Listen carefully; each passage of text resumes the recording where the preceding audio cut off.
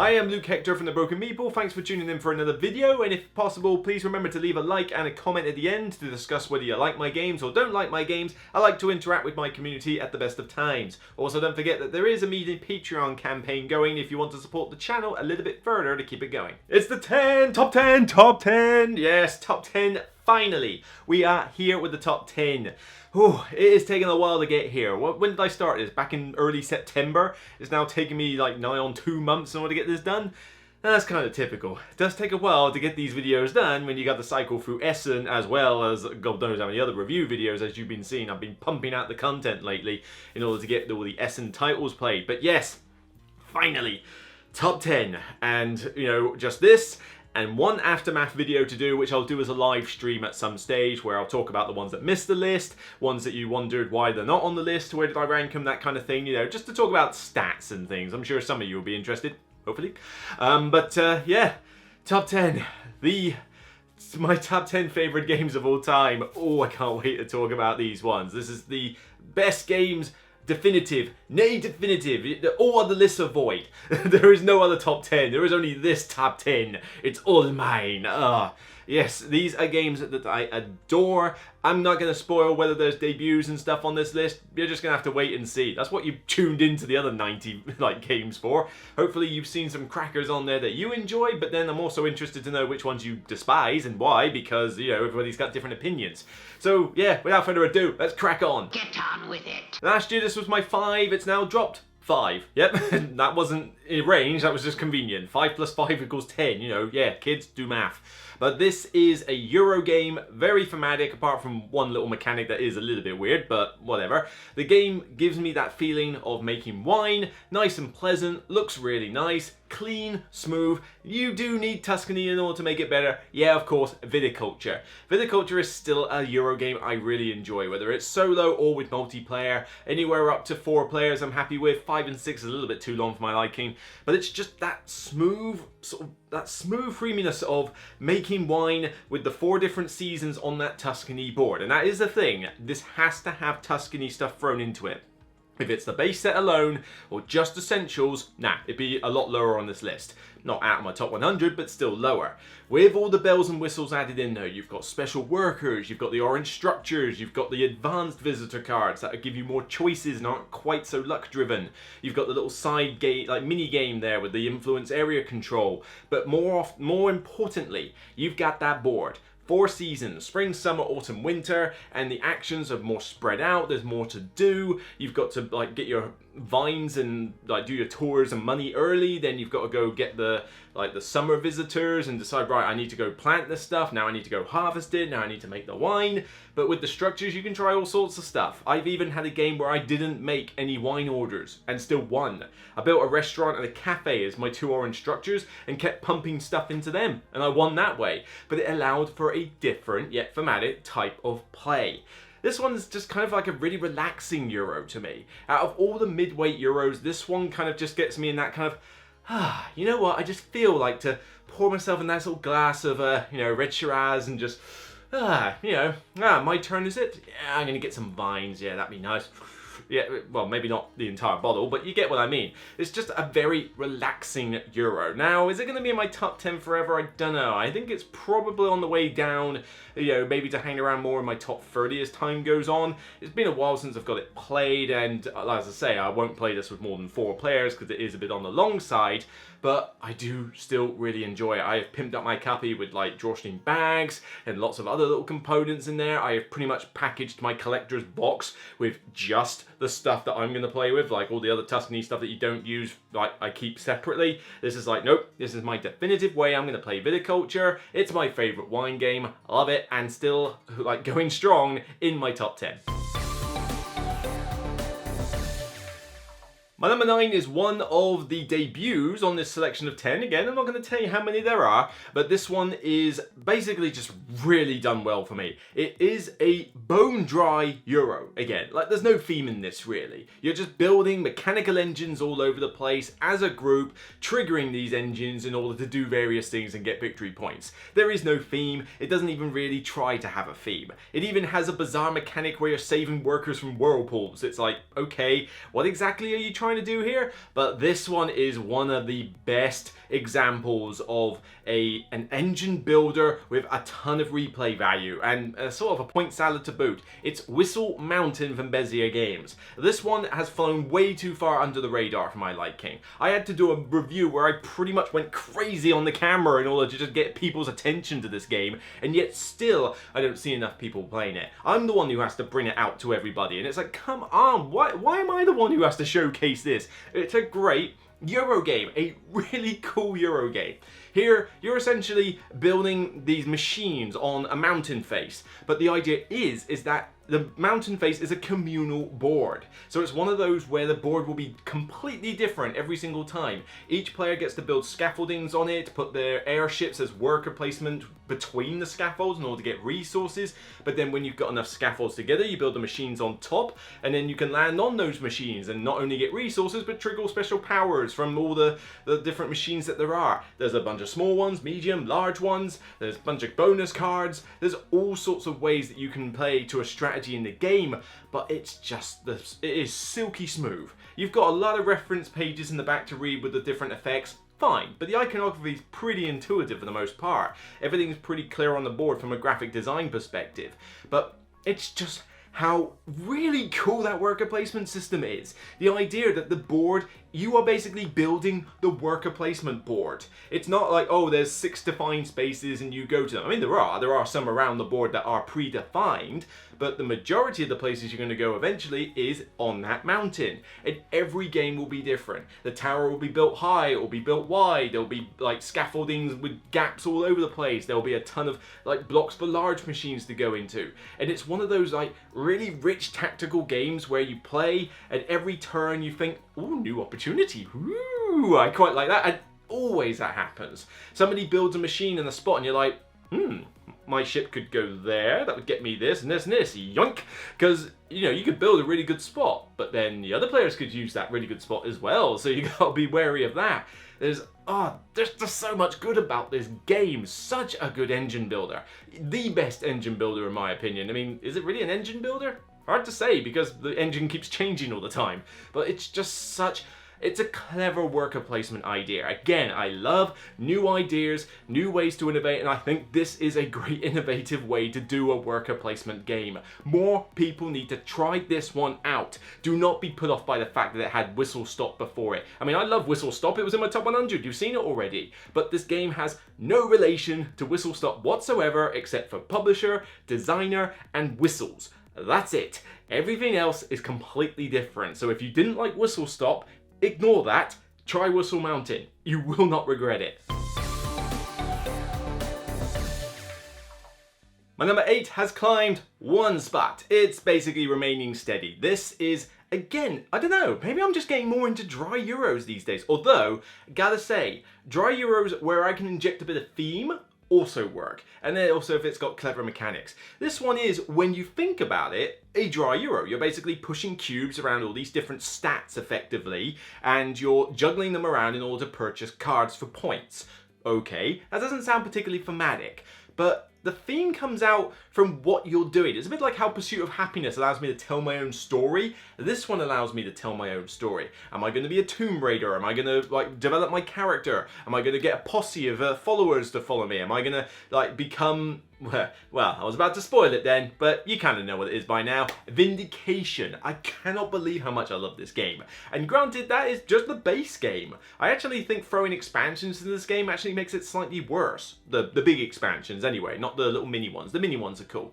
But this one is, at its core, just basically, you know, go around and purchase cards. But I love the way that you've got to juggle your stats. Like, I need a bit of strength, I need a bit of a charisma, what was it, charisma, I forget, you know, a bit of charisma, a bit of knowledge, and I got to push the cubes around the different stats so that I can afford the cards. But because there's such a wide selection of unique cards in there, you can build up whatever type of theme you want from this game.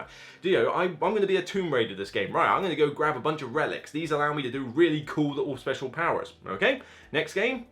You know what? I fancy a few pets. I'm going to go to the menagerie and grab some pets. They've all got special powers and I get to have a pink velociraptor. Awesome. Maybe I need to move a bit faster. Okay, well, I'm bored just walking around on foot. Now I can have a horse. Now I can have Mothra. It's essentially to ride on there. There's a lot of cool bits that you can picture a story happening. This is definitely an example of the board games that tell stories, even though it's not even made by Portal. Orange Nebula did this one, I believe. And it's just, I don't know what it is. Something about it just clicks. Again, smooth. The rules are easy to learn. The board looks pretty striking once you've got everything laid out with the different tiles. The variety in this game is good. Different layouts of the board and different mini expansions that you can throw in and out. But also, I think it's just the fact that I get to choose what I want to do. It's a sandbox game at the end of the day, and you know I love sandbox games. Being able to basically pick my route, pick my tactics, pick my strategy even. And even then it has a variable endgame timer. You have these different endgame trigger cards, a couple of them at the start, but then as players get points, another endgame trigger comes out, and it could speed up the game. It might not make a difference, but it just, once you've got so many of those triggers out, you start thinking, well, I could end the game this way if I was to go for it, but it's now the time. Should I wait? And smooth, sandbox, I get a kick out of it, even though there's probably some fairly good reasons why I shouldn't like this game. But for whatever reason, when I first played it, it was a 5-player game at HandyCon, I believe. I was even slightly drunk at that point. It was 2 in the morning, I think, as well. And I still really enjoyed the game. So I grabbed a copy, played it properly, played a bunch of games, and just fell in love with it. There's just something about it. There's something about Vindication, and I wish I could tell you exactly what it is, but I enjoy playing it. I love to bring this one out. I've got the new expansion kickstarted. Can't wait to see what these little story cards add, maybe to inject a bit more theme into it. But yeah, give me more variety. That's really all I need for this game. Vindication, my surprise hit at number 8. Right, we got a debut here, and man, do I love this game. And then there's a lot of rivalry with this one as well. People like to compare this game to a certain other game based on a certain movie that I wasn't a big fan of. Go figure. But, this one has just been a solid hit for me. I don't even know why you compare the two. Whoopee, they've both got slight deck building elements. But, if you are going to compare them, this one completely demolishes the other. I'm sorry. Lost Ruins of Arnak beats Dune Imperium for me. Kill him. Kill him now. And exactly how many times did he fall out the window?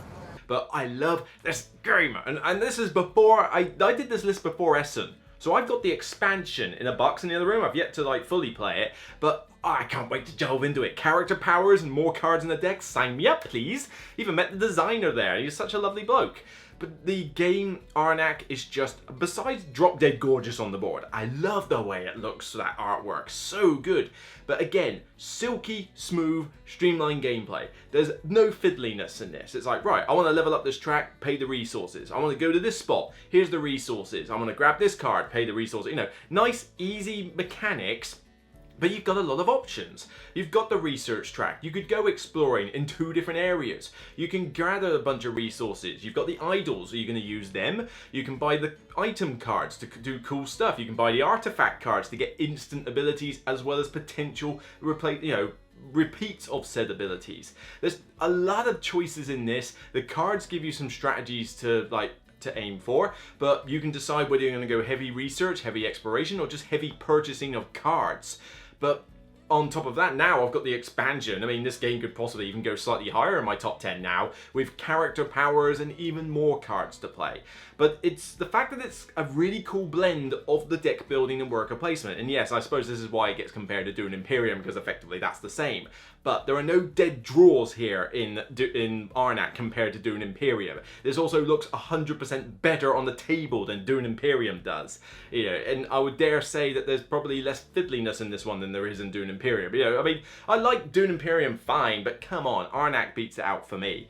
Here, I can just get this huge, gorgeous picture on the board, and again, pick what strategy I want to go for. I'm going to kill a bunch of Guardians this game, and I've killed about 7 of them in one game, just hunting all the different Guardians, with my bow and arrow, my revolver, and a couple of other things. First game I played, I remember I was spamming the item deck, but I was the world's worst explorer, because I was buying things like a pocket watch, and a boat and a deck chair or whatever. You know, basically items that you shouldn't be buying when you go off on an expedition. I mean, forget machetes and forget dynamite and, you know, backpacks and stuff. I was just buying all the useless stuff. And the new expansion has a cat. You bet I'm buying the cat as soon as I see that come up on the deck. Probably me and everybody else I play the game with, unfortunately. But yeah, love this one. It is just a brilliant Euro. It's not even that innovative in a way. I mean, we've seen a little bit of worker placement done with the deck building before, but this one again, just smooth and fun. It brings out that Indiana Jones and Tomb Raider theme out very nicely. I've got options for what I want to do, and the cards, I think the deck building system kind of works for me as well. The idea that when you buy an item card, it goes on top of your deck, so you get it next round. You don't have to search for your deck trying to find it. The artifacts, you buy the artifact, you get the effect now. And if it comes up later, then you can trigger it again potentially. But at least you get the ability now. And that represents a good tactical choice. You know what? I could benefit highly if I trigger that now. Have I got enough compasses to buy it? Well, I could do if I use that idol. And if I use the idol there, sacrificing a point, but it's worth it. I'll put the idol there, get the artifact, that gets me more coins, and then I can buy this. You can just chain some really good combos on your turn. And maybe that's the other thing, comborific. It just gives me a lot of satisfaction. This game is brilliant. I love it, love it, love it. I'm gagging to play it with the expansion. I just need to get some friends together and play it. Oh, GridCon's coming up. I gotta bring it to GridCon. I have to. Love this game so much. Lost Ruins of Arnak debuting in my top 10. And it's probably gonna stick around for quite some time. Okay, it was my 10, now this is my 6. It's actually gone up 4 places within my top 10. That doesn't happen a lot for games in this section, but this is getting played a lot. Every time I go to my Portsmouth on Board event, I sometimes have to bring my own copy of this game along, even though there's one in the library, because I know that other people in my club are likely to pick the game off the shelf and play it themselves. So I need to bring 2 copies along, because this is easily my favourite party game ever. Like, my favorite party game, bar none. And you know I love these Dixit cards where you get to like put the picture cards down and interpret them how you will and try and justify why these pictures match a clue word. This is the best example of this, so much so that I can't remember if I've ever played this game without falling out of my chair laughing. This is so much fun. Detective Club from iGames. This one is a cross between Spyfall and Dixit. You play the cards, and the idea is that a notepad, there's a bunch of notepads, and the clue giver has a single word clue, writes it on all but one notepad, much like the Spyfall with the location cards, and then they pass them out. And then the picture cards come down, and each player who has hopefully seen the clue word tries to put down Dixit cards to match that word. Cheese, for example. But one player hasn't seen the word, and so has to gauge from what is being placed down the best thing that they can do at the time. Then, when the clue word is revealed to everybody, as soon as all cards are laid out, everybody has to justify why their cards fit, and the person who was the spy at the time has to try and bluff their way out of the situation. And this creates so much laughter, it's unreal. You know, everybody trying to justify their cards is like, you might think, well, how's that funny? The fact is, though, is that if you are the spy, you've got to really come up with something on the fly. But even if you know what the clue word was, that doesn't mean your cards are any good. I just said cheese. What if nothing in your hand relates to anything remotely cheese? One's got a few holes in it. Okay, I'll try that. Because everybody sounds really doubtful at the table, everybody is suspicious of everybody else. And I'm trash talking everybody. Everybody's like having goes at each other, going, no, sorry, I'm voting for you right now. No, come on. As if everybody tries to come up with their own story, and they think it's a good story, but everybody else thinks they're talking rubbish. It's great. And I love being the spy in this one. I love it when I get that blank notepad, because I'm like, ooh, I like trying to bluff on the fly. And I've seen some belters from people where they've managed to lie so well despite not knowing the clue word that I have to give them a round of applause afterwards, because they've just like, you convinced me, well done, you know, you deserve that round. I don't care if I rarely win it. I mean, you score points, but who cares? I just love the fact that by the time I've gone round, I've laughed so much that, You know, I'm practically running out of breath. Such a good game. I love these Dixit card games. They're all so good. I mean, Muse is probably my least favorite of the lot, and even then I still think Muse is fine. I just don't go for it mad. But Dixit, Mysterium, and Obscurio, and Detective Club. And I've got to try the new Dixit Stellar at some point. I think that's coming out later this year. You know, it sounds okay. Maybe that's not going to rise up too high from what I'm hearing about it. But again, it's a Dixit game. I want to play it. It doesn't matter what the game is. If it features these picture cards, I want to try it. I don't care what it's called. I don't care if you somehow made an 18xx game using Dixit cards. I'd love to see how that's even possible, but I would still try it just because it's got the Dixit card mechanics. You want the best, funniest party game ever, Detective Club from iGames, same bloke who did Mysterium, same bloke who did, you know, Alexander, I believe. You know, he did Mysterium and also the new Settlement game that I reviewed a few weeks back. Ah, such a good game. Get it. Best party game ever. Right.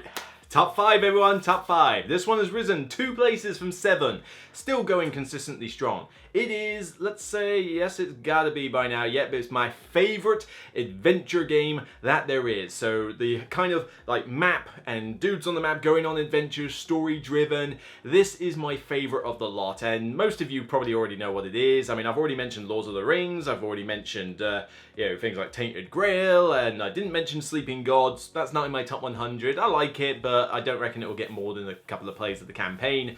But this one, it's not even a campaign game. I think that's one of the best things I like about it, because the thing is with campaigns that you got to commit. You got to start at 1 and then go, all right, this is going to be on the table for a while as I go through 2, 3, 4, 5, and then 15 games later, finally I finish. This is scenario based. Why can't more games be scenarios? You want to make a long scenario that's 4 hours long? Fine. But just give me scenarios. Give me short stories. I love short stories. In fact, hang on, let me go out a shot here a second. Well, have a guess which one it is by now. But Mansions of Madness 2nd Edition is my favourite adventure game that there is. And this is a book. I haven't even read all this yet because I never get time to read. I've probably barely read like a third of this.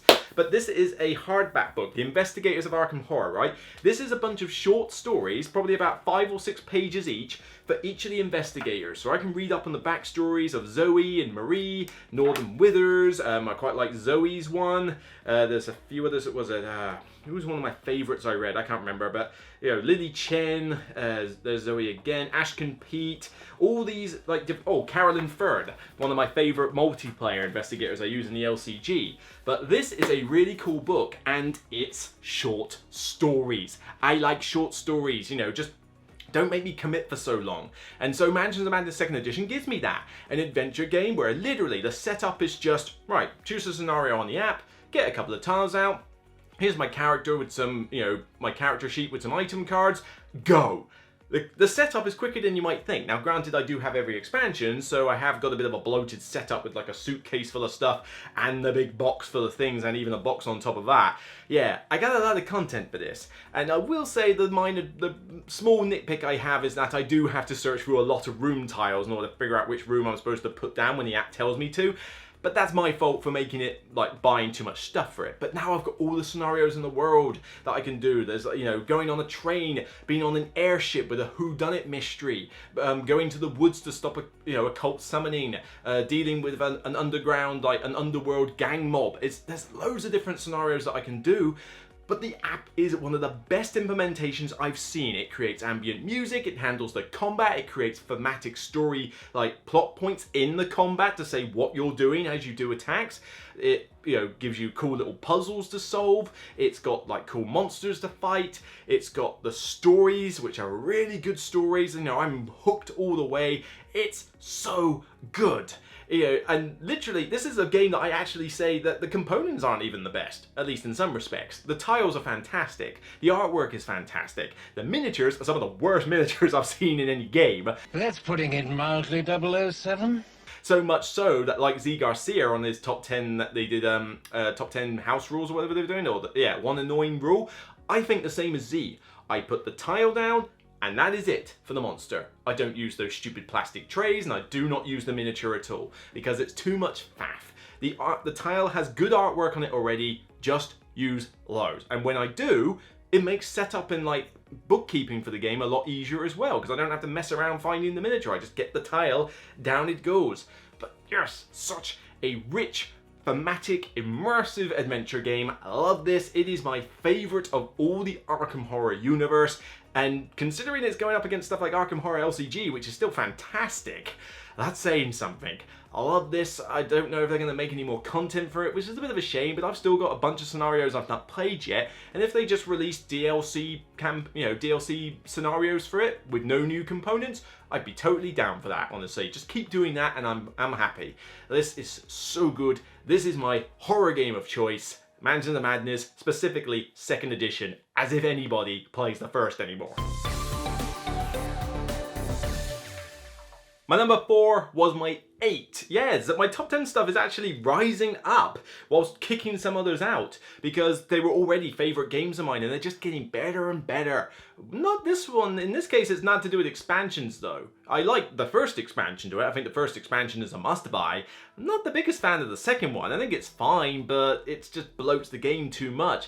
The thing with this though is that not only is it the best 2-player only game, specifically only 2-player game in existence, it's also one that I can now play solo because of a very small, very simple print and play mechanic that was taken off the Asmodee website.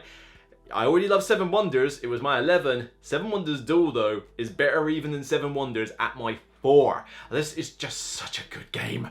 Such a cool puzzle, back and forth tug of war with your opponent, flipping over the cards, similar to how the drafting might work, but kind of like, you know, I flip this card, great, I could buy it, but then if I do it, I'm revealing 2 cards below for my opponent. I don't want to give them so much choice, especially if one of them is a science card, one of them's gunning for automatic science victory, I need to get more military. Yeah, it's having 2 auto win conditions that don't necessarily happen all the time. Most of the time it will go to points, but you can't ignore them. As soon as you see your opponent gunning for one of them, you suddenly have to think, well, hang on a minute, maybe I should fight back on that, or should I just try to make certain that they never get any more green cards? You know, you've got so much to think about in terms of tactics and strategy, yet a very simple rule set. If I have a nitpick, it's the fact that you've got to keep setting up those cards in the different combinations each round. You know, that's a bit of an annoyance.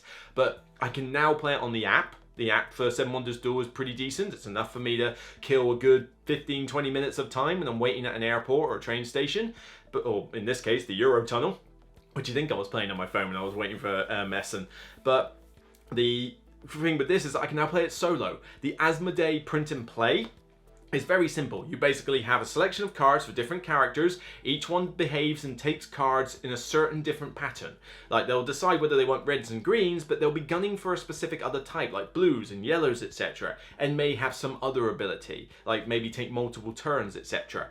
But that's all you do. You flip a small deck of cards and you just flip the top card over. It shows the priority of which card in the pyramid thing, you know, the selection that they'll take. You follow it from left to right, whatever it says, and go for the color it says in priority. If that's not there, go for the next color and then go. That's it. They don't care about having money, they just get it, and it's so simple. One of the simplest solo modes ever, and yet now I can play it solo. I can play one of my favorite 2-player games solo. In fact, I dare say I've played it more solo at this point than I have as a 2-player game, just because of the nature of the beast as I live alone.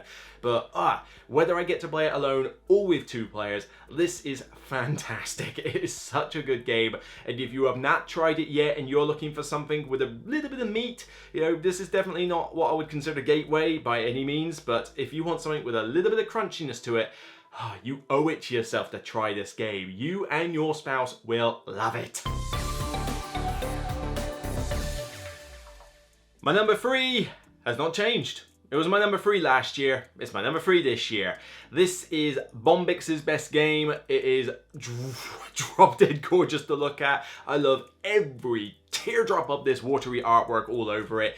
It's basically the Gungans from Star Wars meets the Senate, and it's a very light card game, tableau building, but buying lords with special powers. The rules are dirt simple to teach in the base set, but even when I throw in both expansions at the same time, it's still pretty easy. This is Abyss. Where is it? Is Abyss on this shelf? Yep. A little bit more further down there, but yes. Whether I'm throwing in base, one expansion, two expansions. I love this game so much, but particularly this rose higher up when I put those expansions in. I've done videos on why they improved the game, so I won't belabor the point too much here, but basically Kraken gives you corrupted currency, which is really cool, and wild allies to get. But then the Leviathan expansion, which is definitely the first one you should always buy out of the two, replaces the only dud part of the original game, which was the track or whatever it had, the sort of monster track, with actual Leviathan monsters that you can go fight for victory points and special bonuses. And so when you combine everything together, you've got a decent amount of options of what you can do, but the gameplay still remains silky smooth. Just those three actions. Do I want to seek out allies? Do I want to get help from the council by taking stacks of allies? Or do I want to purchase a lord? What's the cost? I need multiple races, or I need multiple pearls. Okay, I've got the lord. Gives me a special ability or a one-off power. And then you grab locations for endgame scoring. As I say, the rules are not very complex in this. I teach it with both expansions, and I could probably not even say that they are expansions, and people wouldn't be any the wiser. But looks great, looks gorgeous, all that artwork on there. I've got the playmat for this in the other room and hanging up in the wardrobe, and when I bring it out and I'm just there like, Luke, are we playing yet or what? So I'm just staring at it, like gourded at the artwork. It's the same actually when I play Empires of the Void 2, actually, come to think of it. But yeah, so smooth, and it's weird why it's like so high. Like my third favorite game is this one, because I think it's just because, like I say, I do respect a game that can give me a decent amount of choices, decent amount of thinking, whilst being super simple to play and get to the table. Goes a little bit long with 4 players now and again, but depending on how slow people are. But as a 2 or 3 player game, this thing just slides by, and even as a 4, I'll still play it. In fact, the only thing I'm a little bummed out about is that it doesn't have a solo mode. Oh, well, can't be helped, but I just want to bring this out as often as I can. I think I did at the Games Expo for a few people, and they all loved it. It tends to always get a good reception from whoever I teach it to, because they've never had a chance to play it before. Great, light, tableau building game, simple, effective, yet still meaty. It's still really cool. Now granted, needs the expansions, especially Leviathan. That is a bit of a caveat, but if you can get all those, like if you're able to buy a bundle with them all included, then do so. This is fantastic. Alright, number 2. Man, I've been talking a lot for this one. This is definitely going to be the longest of all the videos, but it should be. It's my top 10. Give me a break. But my number 2, amazing game. Rich and thematic.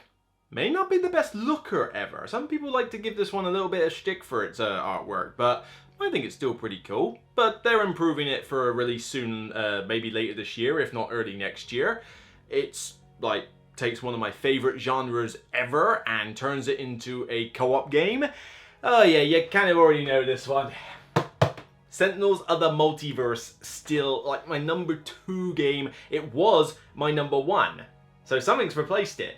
But my number 2 game, Sentinels of the Multiverse, still gives me so much pleasure to play. And I know it's not for everybody, and I know there's a lot of bookkeeping to keep track of, but I've got a system where that tends to work fine. The app is one of the best implementations of a board game into an app ever. Seriously, you want to test this game out and you're not prepared to play the physical version, at least get the app. That'll make me happy.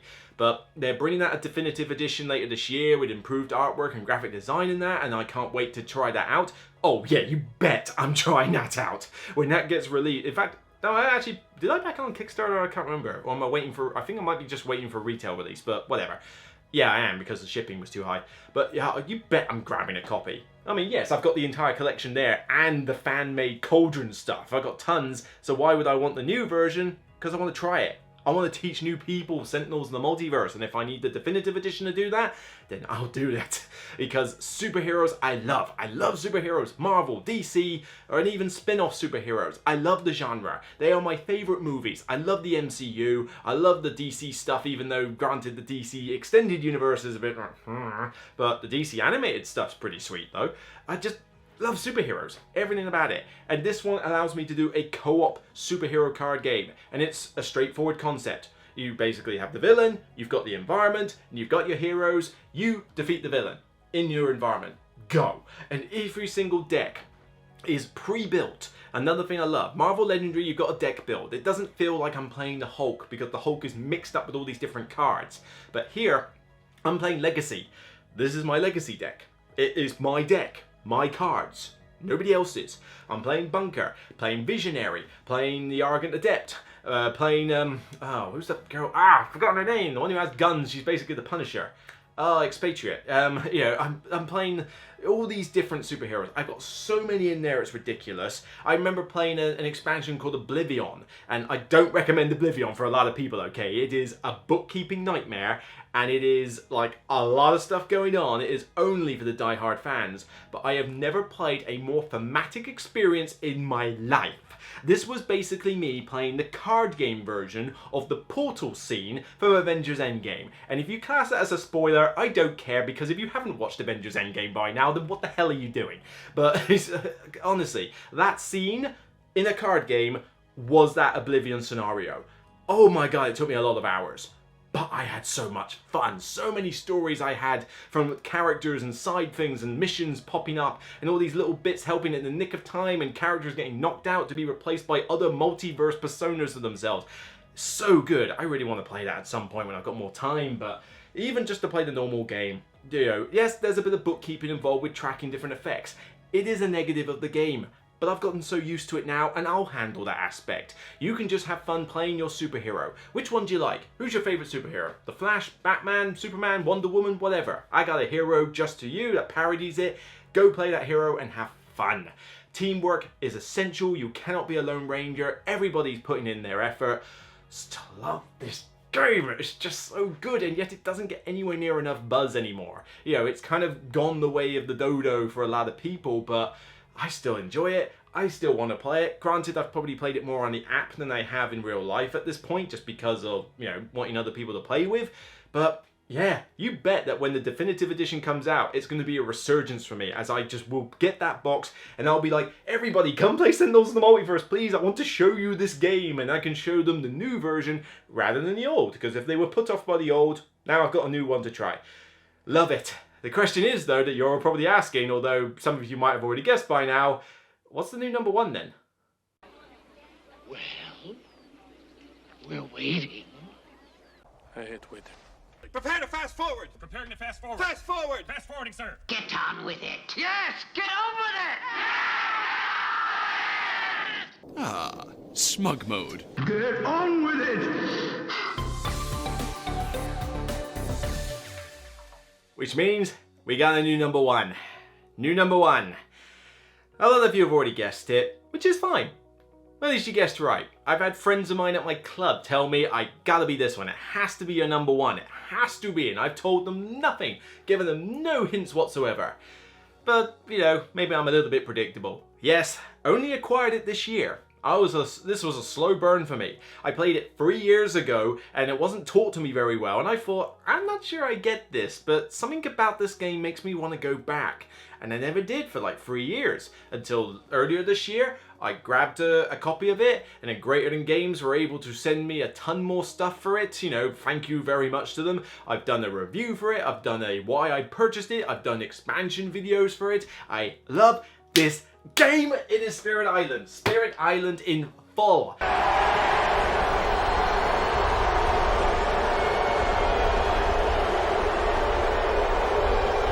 Whether it's just the base set or with Jagged Earth and Branching Claw with the less, this game has completely won me over. And it was still tough to choose between Sentinels and Spirit Island, but something I had to consider. Sentinels in the Multiverse I have played more on the app, although I do play Spirit Island on the app as well. Sentinels in the Multiverse has the bookkeeping aspect, but then so does Spirit Island. Spirit Island's got a lot of stuff to track. But Sentinels, the player counts are a little bit squiffy. I play it solo mainly, and it's good to play with 2 and 3.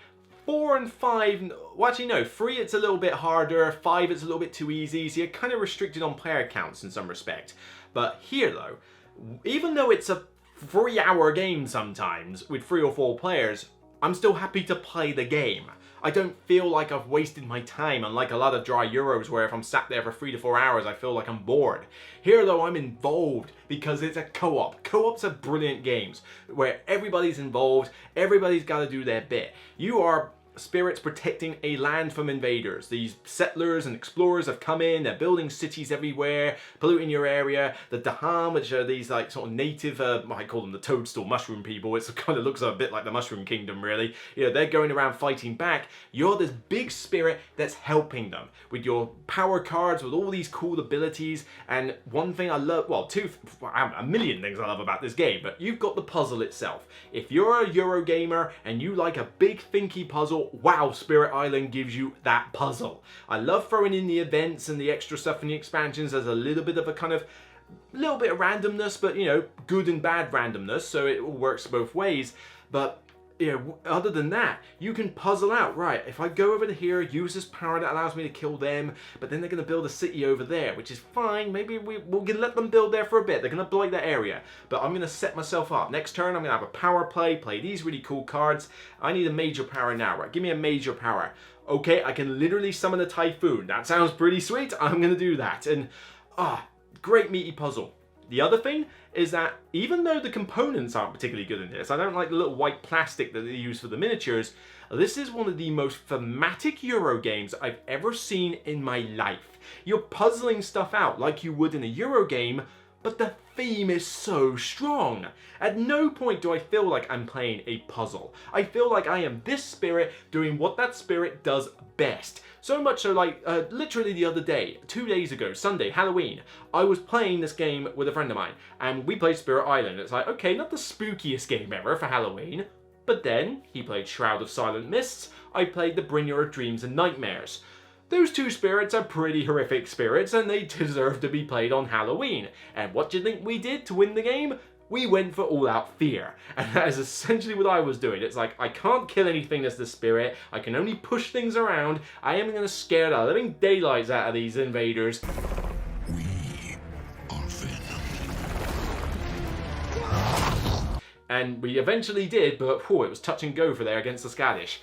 But this game generates so many stories for me. I remember games I've played with others where we've like, do you remember what we did with that one? You know, we combined these cards together and turned half the island into one big ocean, where my ocean spirit was there, basically like Kirby at the other end, just like all these invaders getting sucked in. It's so much fun. And I talk about thematic. Every spirit feels like the spirit. You've got the river spirit. They move around, they push invaders all over the place. Fits. Okay, you've got the stone, kind of stone golem type spirit. Very slow, takes a while to get going, but when it does, it's really powerful. Makes sense. You've got the ocean spirit, which counters for where you can deploy your stuff. Go on and off the board, can only go on the coastline, but it eats invaders who go into the ocean because it basically gulps them up and drowns them. The Bringer of Dreams and Nightmares doesn't kill anyone, but it scares them to death. It like scares the living daylights out of them. You've got the predator like cat thing that hunts down lone explorers.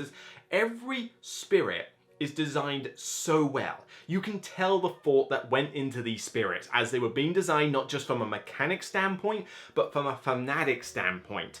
All the mechanics make sense for the spirit you are playing. Play the volcano spirit. You're pretty much stuck on a mountain for most of the game, but then you can erupt at various times and take out invaders in neighboring territories. I'm still useless with that spirit, but there's just so much variety in this. I've got upgraded components, I've got inserts, it's in 2 boxes. I normally hate that, I don't care in this case. I would love that crate that existed for a while, but I don't think I'll ever see that one. And I hear on the grapevine that the designer is actually putting out more content for this. Please do that. I love this game so much. I don't care if it goes on for 2 to 3 hours. I just love to play it. I play it solo a lot. I played this, like 10, 15 times back in April when I was just playing it solo to get to grips with the game and that, and I enjoyed every single one. I tend to play true solo, one spirit at a time, but occasionally I'll throw in two-handed. But I love playing with some friends of mine who are bigger experts than me. They've played the game for ages, and they're teaching me like tips on how to play the game. We're going up against higher difficulties with them because I can trust them to help me along. I don't care. They're better than me at the game. Great. let's play and have fun though, because we're working as a team. Paul Grogan and I, we did a basic Spirit Island game on the Steam app. You know, we did it, it's on his channel, go check out the video, I'll see if I can find a link for you. But we had a great deal of fun there. Granted, we got a few rules wrong. This is definitely a very complex game that's easy to get rules wrong. But the chat was on our side and we were having fun trying to puzzle it out, and we managed to succeed by the skin of our teeth. But it's a bit like with Sentinels, actually, another thing I didn't mention. These games do a good job of basically putting you on the brink of defeat, but then allowing you a chance to claw yourself back. You never feel like you got butchered or won with a breeze. You always feel like you're on the cusp, and then you pull it back, and that feels really satisfied. It's like, it's just a what's the word? A poster child for good game balance. Great fun. I love this game. Greater Than Games, you have 2 games that I love from you. I'm not even the biggest fan of a lot of other Greater Than Games catalogue, to be honest. But 2 of your games, your best sellers, are my 2 favourite games of all time. You are nowhere else on my top 100 or even top 150, but your 2 games are my number 1 and 2. Congratulations, that's a pretty good feat. Love these 2 games, love them to bits. And breathe. Breathe. Breathe, Daniel-san.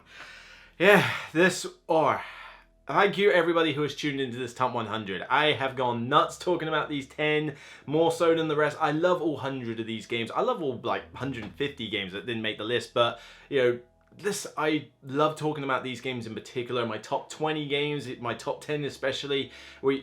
All of these games I love to play. It pains me when I don't get to play them more often, but if I could retire, I'd just be playing these games as often as I could because they're so much fun. These are like 11 out of 10 games for me. They're so good for me.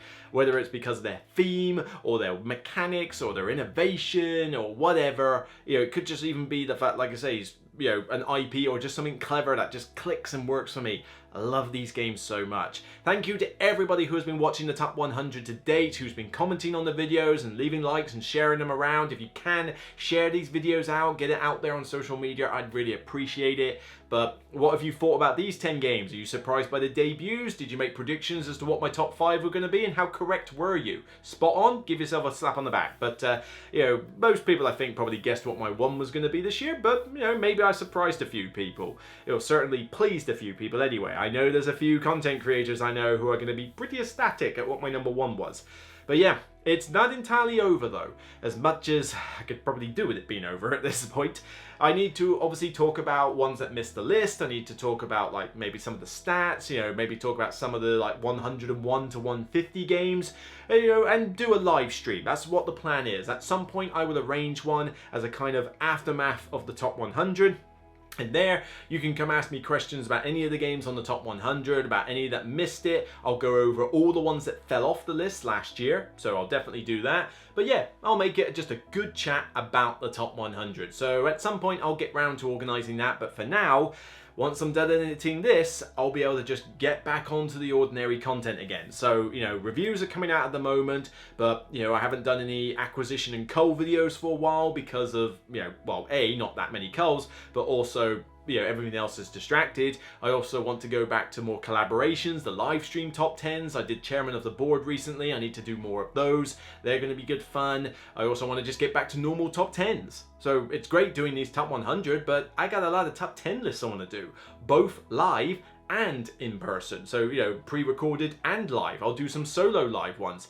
There's a lot of stuff I want to do, and a lot of games I got to play from Essence still. There's plenty from Arcane Wonders I've still got to play over the next few days, to like mobile markets and Sherlock 13 and the Onitama expansion. There's a lot of stuff I got to get played so I can review it, and only so much time. But with the top 100 out of the way, once I've edited this, it does free up a decent amount of time. So thank you everybody who's joined me for this journey. I love you all. Remember, as always, it's only a game, and if you can, please remember to leave a like and comment on the video. It means the world to me. I like to engage with you all, and check out the Patreon campaign if you're interested in supporting the channel. But until next time, you can check out the starting point of this top 100, the 100 to 91, if you want to catch up on what was there and you've only just tuned into this one.